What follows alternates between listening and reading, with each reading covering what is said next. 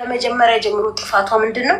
እነሱ ሁለቱ በትዳር ውስጥ እስካለች ድረስ ቀለበት እስካላት እስከተፈራረመች ባሏ እስከሆነ ድረስ አንድ ብላ ሄርሜላ ስትመጣ ሄርሜላንም አብርሃምንም አቤልንም ብሩክንም ከርቸሌ እንዲማቅቁ የምታደርግ ሴት ነበረች። ያንን ንቃትታ እዚህ ላይ ደርሳለች።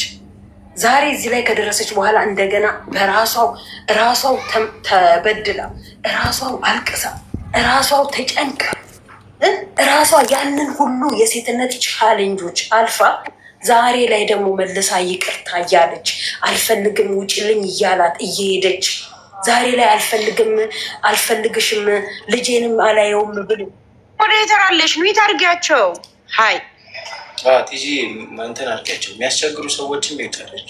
ሀሳቧን እኮ ነው ውዴ እያረኩ እኮ ነው እሱ ሀሳቧን ጨርስ እያረኳቸው እዚህ ጋር ይጂበት እያየኋቸው አይደለም በያቸው አናታቸው ለምንድን ነው የቸርቻሪ እኮ ናቸው ከታች አሉልሽ ለምን ዝም ብለሽ ታያቸዋለሽ? እያረኳቸው ነው ውዴ ዝም አላልኩም ማለት ይቅርታ ቲጂ ችግር የለውም። ባይዘዌ እንደነዚህ አይነት ሰዎችን ሞዴሬተር ካለ ሌላ ሰው ማነው ማይክ ከፍቶ መናገር የማይጠበቅበትም ዳይሬክት ሚዩት ማድረግ ካላት ሞዴሬተር ቲጂ ያላት እዩም ይኖረዋል። ያ እና ይቅርታ አንዴ ልጨርስና እኔ ወርዳለሁ። እንደዛ ያ ራሱ መጥቶ ይቅርታ ብሎ ማለት ሰውን የመሰለ ልጅን የመሰለ በልጅነቱ ብዙ ነገሮችን አሳልፋ እየሰጠችውን ልጅ እኮ ነው በየቦታው እንድትናቅና በየቦታው ሴት ልጅ እንዳትከበር ሴት ልጅ እንድትናቅ እሱ ሁሌ ተፈላጊ ነው። ሴቶች እየሄዱ ወድሃለሁ አፈቅርሃለሁ ይሉታል፣ እዛም ይሄዳል። ሴቶቹ መልሰው አልፈልጋችሁም ይላቸዋል። እሱ ማን ነው? ለምንድነው ራሳቸውን የሚያስንቁት? ለምንድነው ራሳቸውን ለሌላው ምን አይነት የቆሸሸ መልእክት እያስተላለፉብን ያሉት? ትውልድ ፍቅርን እንዲፈራ፣ ትውልድ ትዳርን እንዲጠላ። ወይ አንድ ወንድ ልጅ እንዴት አምኜ ሴት ልጅ ይዛለሁ፣ አንዲት ሴት ልጅ እንዴት አምኜ ወንድ ልጅ ይዛለሁ እያሉ የማይሆን መልእክት እያስተላለፉ ነው ያሉት። አለባበስ ሩታ ትናንትና አብርሃም ቁምጣ ለብሳ ስትሄድ አይቻልም ብሎ የሚከለክላት ልጅ ዛሬ በቢጃማ ጡቷን አንጠልጥላ ሚዲያ ላይ የምትወጣ ሴት፣ እርቃኗን የጭኗ ጥላሸት እስኪታይ ሚዲያ ላይ የምትወጣን ሴት ወዳታሏ ፈቅራታሏ ለምን አብሯት እንጨት ላይ አይሰቀልም? አይመለከትም። ግን በእንደዚህ አይነት አለባበሷ ብዙዎች የእሷን አለባበስ ተመችቷቸው እንዲሄዱ ብዙዎች ከዚህ በፊት አዋርድ ሲሸለም እኮ ያችን ጡቷን ብቻ አሳይታ ስትሄድ የነበረችው የታሰረችው እኮ እንዲህ አይነት እንደ ሄርሜላ አለባበስ ለብሳ ነው እርቋኗን ሚዲያ ላይ ወጣ። ሄርሜላ ለትውልድ ምን አይነት አለባበስ ነው የምታስተምረው? ምን አይነት ስርዓት ነው እያስተማሩ ያሉት? የማይሆን ነገር። ሩታ ወደ ራሷ ትመለስ። ኤፍሬም በዛም አለ በዚህም አለ እንደው በእንጨት እንዲያልነካው ምን ሩታን ቦና አብርሃምን አይደለም ይቅርታ አለው አጠገቡ በእንጨት አልነካው። ያንን የበደላትን በደል ትታ ያንን እንደዚያ ያስጨንቃት ያስለቀሳትን ትታ ዛሬ መልሶ ራሷ መልሳ ይቅርታ እያለች እሱ በሄደበት እየሄደች እየለመነችው የምትሄድበት ሴት ልጅ ማስናቅ ነው።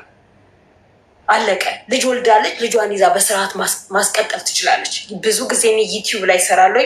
ብዙ ጊዜ እላለሁ እኔ የሰዎችን ምክር አለመስማት፣ ሰዎችን መናቅ፣ ሰዎችን አይመለከታችሁ ማለት ሰዎች ከእሷ ጎን እኮ ሲቆሙ ለእሷ ብለው ነው እንጂ አውቀናት አይደለም። ገባ? አውቀን አይደለም። ግን እንደ ሴት እንደ እናት ያለፈችበት እያሳለፈች ያለችው ነገር ስለሚያመን ስለሚሰማን ነው የምንጮህላት። እሷ ግን ታጥቦ ጭቃ እየሆነች ከሆነ ራሷንም ማሰድባ ሌሎቹንም እንዲሰደቡ ራሷንም ማስንቃ ሌሎችም እንዲናቁ ነው እያደረገች ያለችው። አብርሃም እየተለመነ እንዲኖር፣ ሌሎች ወንዶች እየተለመኑ ሴቶች እየለመኗቸው እንዲኖሩ እንትና ጋር ወጥተው አሁን ሄርሜላ ትላንትና ሩታ እንዳደረገችባት ዛሬ ሩታ አደርግባታለሁ ብላ ሊሆን ይችላል የምትሄደው። ሄርሜላ ግን መቼም ነው አብርሃምንም አትፋታም። እሱ አስደርጋበት ተደርጎባት የሚሆን የምናውቀው ነገር የለም። በሌላ ርዕስ ሁሌ ሌላ አዳዲስ አጀንዳ እያመጡ ሰው ህይወትን እንዲጠላ። እኔ ብዙ ላይፍ ስገባ በራሴ ብዙዎች እኔ ህይወትን ጠላሁ፣ እኔ ሴትን ማመን ከበደኝ፣ እኔ ወንድ ልጅ ፈራሁ፣ ትዳር እንዴት አድርጌ ነው የምመራው? ትዳር እንዴት አድርጌ ነው የምገባው? ለመውለድ ከማንም መንገደኛ ወልዳለው የሚል እኮ ትውልድ እያፈራን ያለን። ከዚህ የበለጠ ምን ያስተምሩ? ምንድን ነው እያደረጉ ነው ያለው? ለምንድን ነው ማቆም ያልቻሉት? ለምንድን ነው የማይበቃቸው? ትናንትና ሜሮን ከና አብርሃም ጋር ነበረች። ዛሬ ደግሞ ተገልብጣ ሌላ ነገር እያደረገች ነው ያለችው። ለምንድን ነው የሆነ መስመር ሌላ ርዕስ የማይኖራቸው? ለምንድን ነው ከእንደዚህ አይነት ሀሳብ ወጥተው ከእንደዚህ ሁሉም በየግላቸው መጥተው የየግላቸውን ሀሳብ ይዘው የማይሰሩት? ለምንድን ነው? ለምንድን ነው አመት 2 አመት ሙሉ በአንድ ርዕስ እየተጨፈላለቁ እየተረጋገጡ እየተሰዳደቡ ክብራቸውን ዝቅ እየተደራረጉ ሴቶቹ ራሳቸው ኮንፊደንስ እንዳይኖራቸው የሚያደርጉት? ለምንድን ነው? እስከ መቼ ድረስ ነው በዚህ የሚሄደው? የቡታጅራ ሰዎች ምንድን ነው የሚጠብቁት? ምንድን ነው አላማችሁ? እናንተ ወንዶች ናችሁ። ለምንድን ነው ሌሎች ወንዶች እናንተ ጋር የማይመጡት? ሴቶች ራሳችሁን ስለማታስንቁ፣ ራሳችሁን ስለምታከብሩ፣ ሴቶቹ ራሳቸውን አዋርደው እናንተ ጋር ሲመጡ ክብር ስላለን ነው ብላችሁ እኔ አልፈልግም ብላችሁ የምትሸኙት እንጂ አንተን እኮ ከዚህ በፊት ብዙ ሴቶች ሲመጡ አይተናል።